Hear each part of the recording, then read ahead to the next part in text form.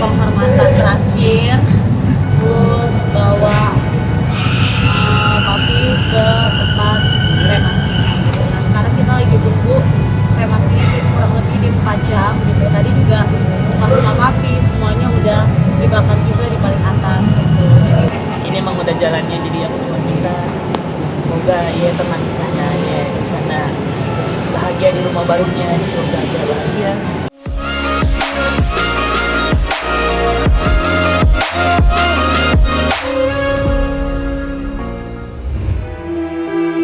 Prosesi kremasi Ayah Sarwenda yang berlangsung pada hari Rabu pagi tadi diwarnai isak tangis. Sarwenda tak kuasa menahan air mata saat mengantar sang ayah, Hendrik Lo, menuju ruang krematorium di rumah duka di kawasan Pluit. Dengan mata sembab dan langkah berat, Sarwenda memeluk erat foto sang ayah sembari berjalan diiringi tradisi pedang pora. Saat jenazah dimasukkan ke sebuah ruang untuk kremasi, ia dan keluarga hanya bisa menunduk.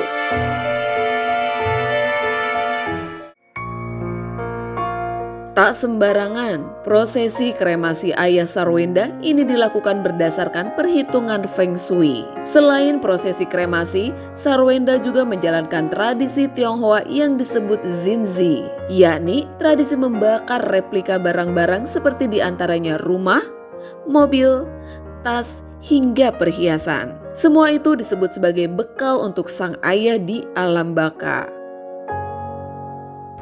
ya ini proses Bawaan. awal udah bilang Bagi handphone back. ini aku berusaha gedean ya. Iya. Udah maksimal. Seperti yang kemarin aku bilang, prosesi terakhirnya itu memang kremasinya di pagi hari gitu, karena udah dihitung sama Feng Shui, katanya supaya nggak ada congnya lah gitu. Pokoknya maunya yang terbaik buat papi di sana gitu. Jadi tadi ada acara penghormatan terakhir, terus bawa papi ke tempat kremasinya gitu. Nah sekarang kita lagi tunggu kremasinya kurang lebih di 4 jam gitu. Tadi juga rumah papi semuanya udah dibakar juga di paling atas gitu. Jadi udah semua acara udah selesai. Habis ini tinggal kita kumpulin tulang dulu ya katanya, tulang-tulangnya, terus dimasukin ke dalam guci, terus sisa-sisanya kita tebarin di laut gitu. Tapi udah pesen kapal dulu, kapal gitu buat acara penaburan lampu gitu. Cuman kalau misalnya yang di kapal mungkin yang lebih intimate gitu, karena kapalnya juga cuma muat 70 ya, 70 orang gitu. Jadi udah dibilang nggak bisa ikut semua keluarganya, kan keluarga besar, jadi ada beberapa teman-temannya aja. Rumahnya itu seperti kalau tradisinya adalah rumahnya yang kita bakar di sini, yang kita kasih di sini nanti akan muncul buat papi di sana gitu. Jadi makanya rumahnya tadi kita bakarinnya 2, terus ada asistennya juga, ada semuanya lah, mobil, emas, semuanya lengkap seperti apa yang papi udah kasih ke kita selama ini, kita juga berikan buat papi. Selanjutnya, prosesi terakhir ditutup dengan penaburan abu di laut. Sarwenda menjelaskan prosesi ini menggunakan kapal kecil yang hanya bisa diisi oleh keluarga terdekat. Nantinya, abu jenazah tersebut akan dilarung di kawasan perairan Ancol, Jakarta Utara. Di tengah kepergian ayah tercintanya, Sarwenda mengenang sang ayah sebagai sosok panutan dan role model dalam menjalani kehidupan. Yang terbaik lah. Saya ini kan secara rasa berterima kasih aku sama papi untuk yang terakhir kalinya. Jadi aku usahakan buat kasih yang terbaik semuanya buat papi gitu. Nah pada saat lihat petinya memang kayaknya papi bakal suka gitu, karena ada ukiran-ukiran Chinese-nya yang katanya bagus lah buat papi gitu. Dan 4 abunya juga udah dipilih yang papi suka. Dari dulu aku kirain di belakang aku lah, ketika menjalani satu hubungan rumah tangga ya pasti melihat dari kesan papi sama aku. Cuma kan balik lagi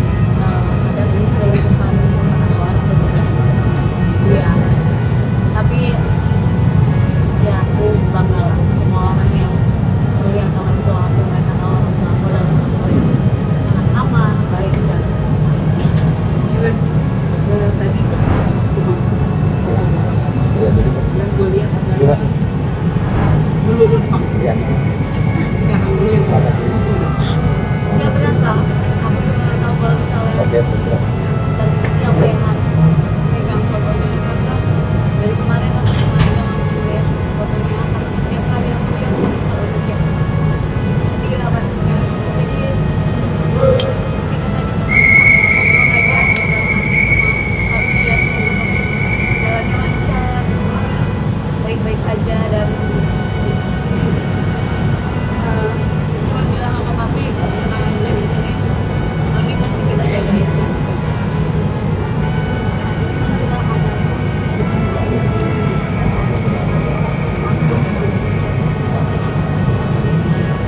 Kita kebetulan kalau kremasi gitu biasanya keluarga harus tunggu karena takutnya kan keluarga nggak kuat atau pada saat melihat ada yang lari, ada yang kemana gitu jadi kita nunggu semuanya udah dari tempat sini yang melakukan ada dia juga terus emang udah ada jamnya yang gitu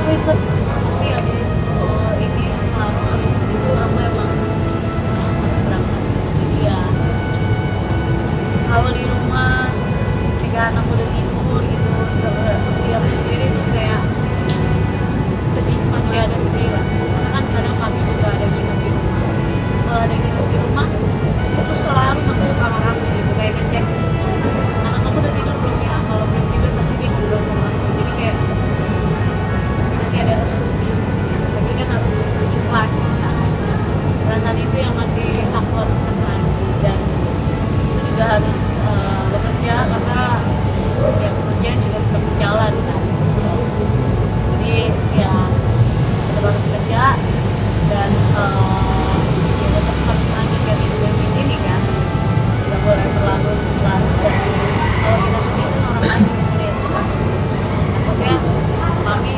tambah sedih aku juga tambah sedih ya anak papi aku di sana juga pasti sedih orangnya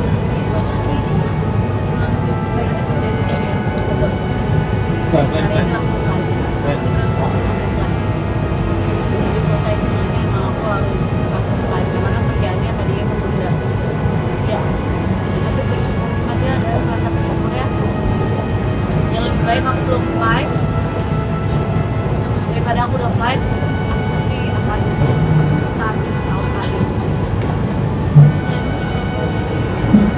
kebetulan memang ada kerja bersama brand-brand Korea di sana ada live juga jadi ya kerjaannya lancar juga dan terima kasih teman-teman udah beberapa hari di sini terima kasih semua support yang udah datang juga doa-doanya saran-sarannya supportnya semangat thank you. Namun begitu, Giorgio Antonio dan juga Ruben Onsu selaku orang terdekat Sarwenda tidak tampak hadir dalam momen tersebut. Wanita berusia 35 tahun itu hanya didampingi keluarga dan juga anak-anaknya termasuk sang anak angkat Betran Putra Onsu. Wajah penuh kesedihan juga terlihat jelas pada Betran yang ikut berbela sungkawa. Seperti diketahui nih guys, Hendrik Lo, ayah Sarwenda wafat di usia 63 tahun karena komplikasi penyakit. Ya, akunya pastinya udah gak terkata-kata apa lagi. Aku cuma bisa lihat kebahagiaannya doang. Pastinya banyak banget memori yang hampir gak bisa aku lupain. Karena menurut aku sebegitu pentingnya peran seorang Yeye di dalam hidup aku. Karena dia salah satu orang yang dapat berusaha untuk cari nama Chinese aku Huang Shengbao. Jadi itu dia yang kasih nama dan dia yang cari nama itu sampai kemana gitu, sampai jauh banget dia yang cari nama itu. Jadi akunya sampai kayak masih aku cuman kayak aduh bener kayak dia udah benar-benar pergi ya gitu. Sampai beberapa kali aku terus tanya ke diri aku sendiri, aku juga tanya ke teman-teman, jadi kok mungkin tidur lah, mungkin dia lagi tidur kali, lagi capek kali, cuma istirahat doang kali gitu. Jadi akunya kayak masih sampai sekarang pun masih belum terima gitu. Tapi ya Tuhan punya cara menurut aku, Tuhan punya cara lain untuk bikinnya lebih bahagia lah gitu. Jadi ya mungkin emang cara Tuhan, kita kan nggak bisa memaksa untuk kayak ya dia harus sama kayak gitu terus, tapi satu sisi aku cuma bilang kayak ya Tuhan ini emang udah jalannya, jadi aku cuma minta semoga ya tenang di sana, ya di sana bahagia di rumah barunya, di surga dia bahagia. Dan kita di sini aku sebagai cucu pertamanya pengen kasih tahu ke dia kalau kita di sini juga baik-baik aja, dan aku pengen membanggain dia. Apa cara nguatin bunda dan adik-adik? Ya, bunda kan terlihat terpukul sekali. Ibu sendiri sih. Kalau untuk bunda sendiri, aku juga kasihan, aku tuh ngerasa kasihan banget karena emang dia satu juga harus kerja, ya, terus dia juga harus ikut di mana beberapa kerjaan yang harus diundurin karena satu hal dan lain hal. Untuk acaranya dia, aku sangat bangga banget sama dia sih, karena menurut aku dia masih bisa untuk melanjutkan kerjanya dalam hal kayak gini. Jadi ya doaku buat bunda, atau aku cuma pengen yang terbaik aja untuk bunda. Aku pasti selalu akan jaga dia terus. Ada ya, dan sebelum kerjanya juga aku selalu bilang juga sama Naina tetap kerjanya juga terus gitu. Dan karena emang akunya juga masuk di keluarganya masuk di keluarganya bunda, itu aku bilang satu hal doang yang dia pesan, jangan lupa untuk selalu sayang sama bunda, jagain adik-adik gitu. Aku itu nggak perlu disuruh ya, aku pasti jagain mereka terus. Momen kebersamaan apa yang tidak bisa dilupakan? Kenangan termanis yang tidak pernah aku bisa lupakan itu ketika aku liburan pertama kali di Bali sama Yeye. Liburan pertama kali di Bali sama Yeye, terus nama Chinese aku dikasih dia, karena aku tahu banget perjuangannya itu sampai dapat nama itu, dan dia katanya cucu pertama gua harus punya nama itu.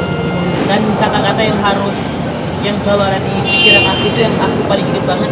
Dia selalu ngebanggain aku ke teman-temannya, kayak ini cucu gue bro, gue punya cucu yang suaranya bagus gitu. Tapi arti nama ya spesial itu apa sih arti nama?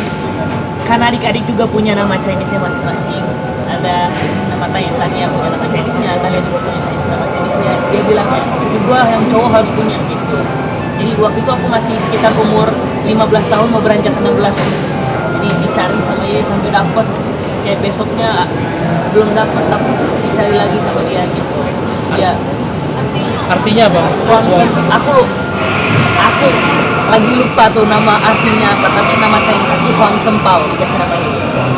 Pokoknya kan bunda Ciweki kita dananya juga kayaknya potong rambut apa itu salah satu tradisi Itu salah satu tradisinya emang itu, karena emang kedepannya 3 bulanan itu kita nggak boleh potong rambut lagi, karena aku juga tipe orang yang kayaknya setiap minggu pasti tumbuh terus di rambutnya.